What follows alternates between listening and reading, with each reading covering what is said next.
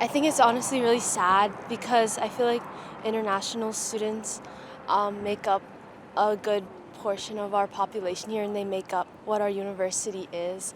And I do have a lot of friends who are international students, and they're like some of the smartest, like coolest people I know.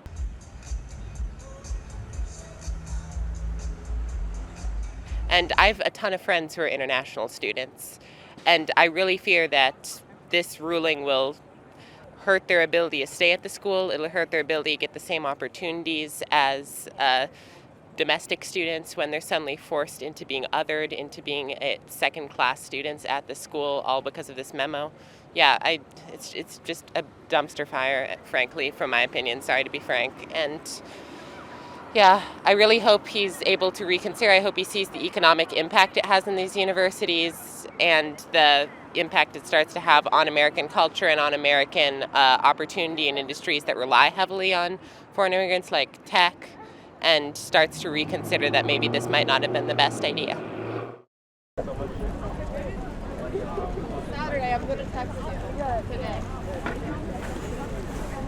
I think that the cap should be set based on, like I said, individual universities. I don't think it should be an overall stated bias, but I think it should be, especially since we're a private school, privately funded, I think it should be up to the university overall.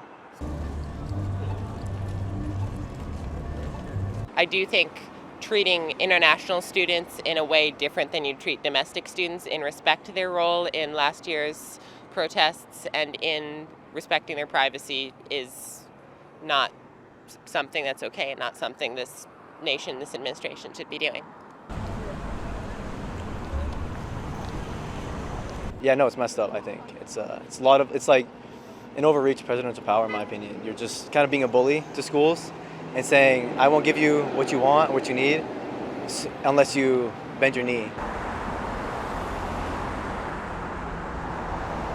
It's a coercion tactic without approval of the House or the Senate. I think it's bypassing the system of checks and balances that has kept the president from assuming dictatorial power, from assuming too much executive power for generations.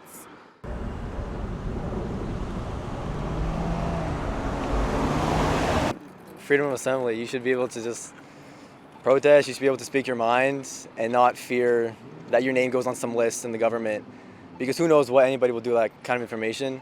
Especially, it could be used to hurt you in the future. I don't know what will happen to that information.